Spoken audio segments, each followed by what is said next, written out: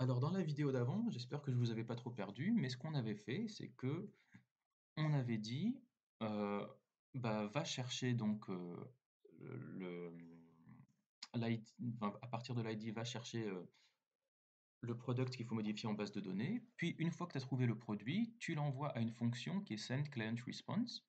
Et ce sendClientResponse, donc lui, c'était lui qui disait, bah, on a trouvé un produit ou pas, et donc il dit, super, 200 ou bien problème 400.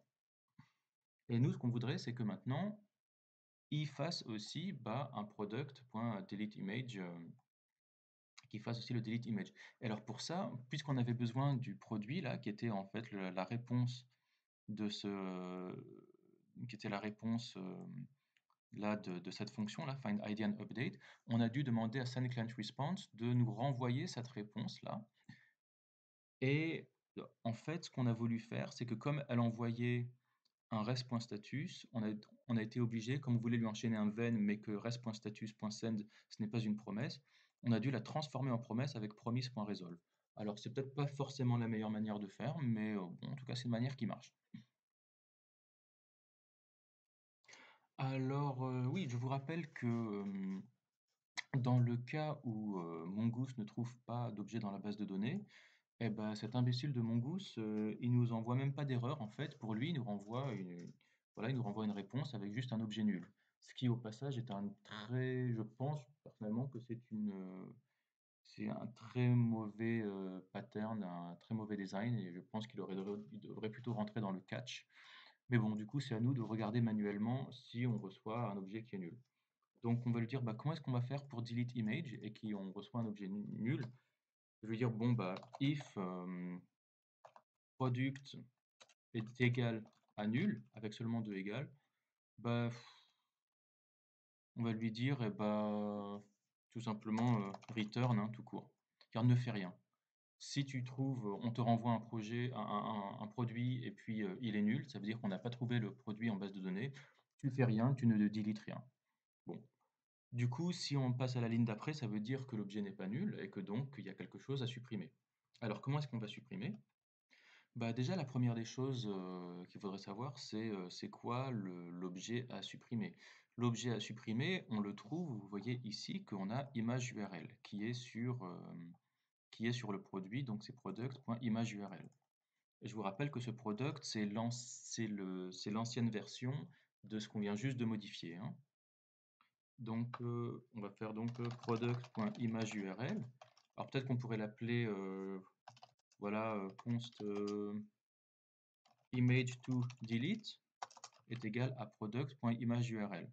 Et vous voyez que ce sera ça ici. Alors, nous, ce qu'on voudrait, bah, c'est tout simplement son nom, hein. Vous voyez que là, à partir de ça, comment est-ce que je pourrais faire pour choper uniquement la dernière partie? Alors, regardez, je vais aller ici. Voilà, donc on va coller ça, entre guillemets. Comment est-ce que je pourrais faire? Je pourrais bah, le faire un petit split. On va faire un split comme ça. Si je fais un split, ça me fait une array, mais avec toute la valeur dedans. Moi, je voudrais qu'il split autour des slash. Donc, entre guillemets, je vais lui mettre slash. Et donc maintenant, il va splitter autour des slash. Maintenant, j'ai HTTP, localhost, image, et voilà. Et moi, je veux la dernière valeur. Alors, comment est-ce que je fais pour avoir la dernière valeur? Alors, avant, c'était compliqué. Il fallait faire machin du truc, enfin de length. En fait, maintenant, c'est beaucoup plus facile. Vous faites juste .at et vous mettez ce que vous voulez. Donc, si vous mettez at 0, par exemple, vous aurez le premier. At 1, vous aurez le deuxième. Et si vous voulez le dernier, vous pouvez mettre un index négatif. Vous mettez -1 et vous aurez le dernier. Et donc, nous, voilà exactement ça qu'on voudrait supprimer. C'est donc cette URL.split at -1 et ça nous donne le nom du fichier. Alors, on va le mettre là. Voilà. Point split slash point at -1. Génial. Et alors, comment est-ce qu'on va faire pour supprimer? Alors, pour supprimer, vous avez alors déjà, ça m'étonne qu'on n'ait pas fait ça dans le delete, parce que normalement, dans le delete sauté... Ah ouais, bah, vous voyez qu'on on l'a pas fait. Bah, on aurait dû le faire. Non. eh bien, on va faire un delete qui sera donc... alors, vous avez dans Node, delete, pardon, si vous cherchez Node delete file, vous allez tomber sur une propriété qui s'appelle unlink. Voilà, c'est une propriété qui s'appelle unlink et qui appartient à fs. Alors fs, ça appartient à Node, ça veut dire file system, c'est tout ce qui appartient donc, c'est toute la bibliothèque qui vous permet d'écrire sur le file system, autrement dit sur le système de fichiers, autrement dit sur le disque dur. Donc quand vous faites ça, alors vous avez un fs unlink et donc vous lui donnez un chemin. Ah, et il attend aussi un callback. Alors moi j'aime pas trop les callbacks, même si Node travaille beaucoup avec des callbacks. Moi je trouve qu'on est mieux avec des promesses. Alors je pense que vous aurez l'occasion, si on va chercher la version promesse, je suis sûr qu'elle existe. Et si on regarde par ici, voilà, Node.js, documentation, on va chercher unlink. Alors, promise example, voilà. Donc, on peut faire import unlink depuis les promesses. Et là, ensuite, voilà, on lui fait await unlink avec le nom du machin qu'on veut. Bon, bah ça, c'est bien.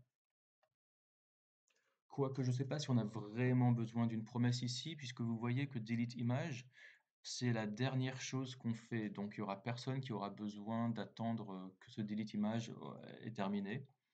Sauf si vous décidez de d'abord supprimer l'image et après d'envoyer la client response. Si vous voulez intervertir ces deux lignes, vous aurez besoin que le delete image il renvoie une promesse. En l'occurrence, c'est pas vraiment notre cas. Bon, écoutez, on va faire comme ça. Comment est-ce qu'on avait dit qu'on faisait? Donc c'était alors require unlink. Alors c'est bizarre qu'il me fasse un import. Normalement, on est plutôt en require. Bon bah écoutez, je vais essayer ça. Je vais faire require, non, donc c'est const unlink est égal à require, alors c'est fs.unlink, mais ça je pense pas que c'est la version promesse, hein. Ça je regarde, c'est là il me l'a pris directement il me l'a pris de fs, donc ça veut dire que c'est celle qui attend un callback. Vous voyez que là c'est celle-là qu'on a pris en fait, hein. Unlink. Ouais, bon, écoutez, on va faire celle avec le callback, ça ira très bien, je pense, hein. Allez hop. Alors, unlink est égal à require fs.link, donc comme d'habitude, vous pouvez écrire ça de manière un peu plus jolie, comme ça. Et ensuite, donc là-dedans, on va lui dire unlink, et alors entre guillemets, voilà, entre parenthèses, donc on va lui passer, bah, ce sera quoi? Ce sera image slash image to delete, voilà, comme ça. Et alors par contre, il lui faut un callback. Et ouais, vous voyez, il est pas content là, il veut deux arguments il attend un callback. Donc, moi j'aime pas trop les callbacks, franchement. On est en promesse, on va rester en promesse, hein. Ouais, vous savez quoi? Allez, on reste en promesse. Donc, c'est fs/promises. Allez hop. Donc, c'est tout là-haut. Donc, require fs/promises. Normalement, il arrive quand même à le trouver.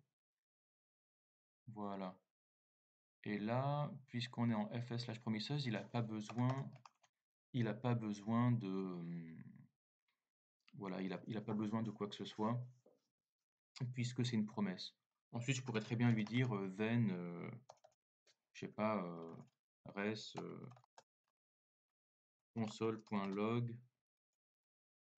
file deleted avec voilà res comme ça. Et puis je peux aussi lui rajouter un catch. Et s'il y a une erreur, on lui dira voilà problem deleting file. On va quand même tester ça.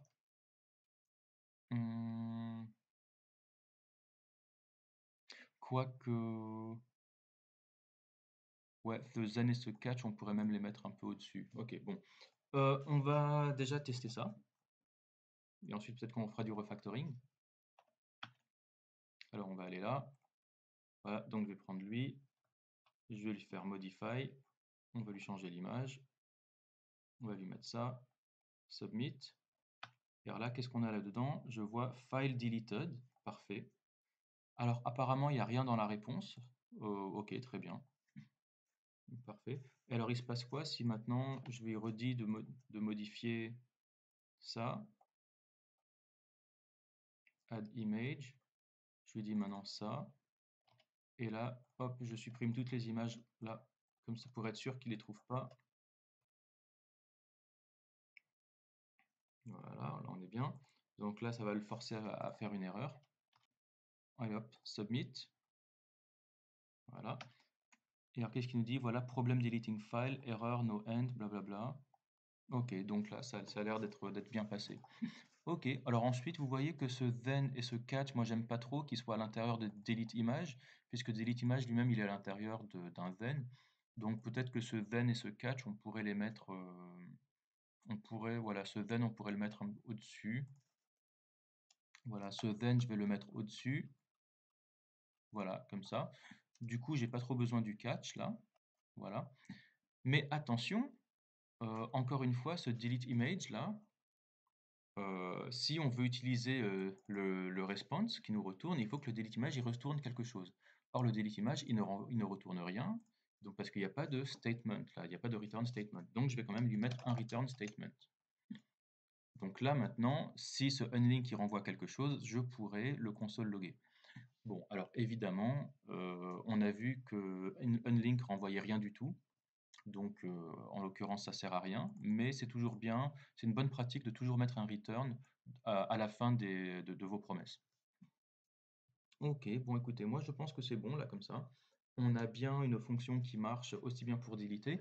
Par contre, ce qui serait bien, c'est qu'on utilise ce delete image pour aller aussi le donner dans le delete sauté. On s'en est pas utilisé, on s'en est pas servi. Et en fait, vous voyez que maintenant, ça va être très très simple. Vous voyez qu'il suffit de prendre hop, ces trois machins, et voilà, et on va les coller là-haut, là, hein. On a, voilà, send client response, then product delete image, then res, file deleted. Voilà, bah écoutez, je vais prendre ces deux lignes, les copier, les mettre juste là, parfait. Ce qui fait que normalement, alors par contre, j'aime pas trop, j'ai product deux fois. On va plutôt appeler ça item, voilà, comme ça on est sûr qu'il n'y a pas de collision. Et du coup, là maintenant, là je vais prendre donc cette image-là, je vais essayer de prendre ce sauté-là, là, ce produit-là, de le supprimer, et normalement, il devrait bien être parti de mon dossier, là. Donc je vais prendre lui, je vais le mettre delete, voilà, no sauté to display. Si je regarde chez moi, il est bien parti de mes images. C'est parfait. Vous voyez l'utilité de faire des petites fonctions. C'est on peut utiliser pas mal de trucs, on peut réutiliser pas mal de trucs. Bien, bah écoutez, bravo si vous avez réussi à suivre jusque-là. Maintenant, on va pouvoir passer à la partie d'après qui sera donc bah, la partie like et dislike. Allez, à toutes.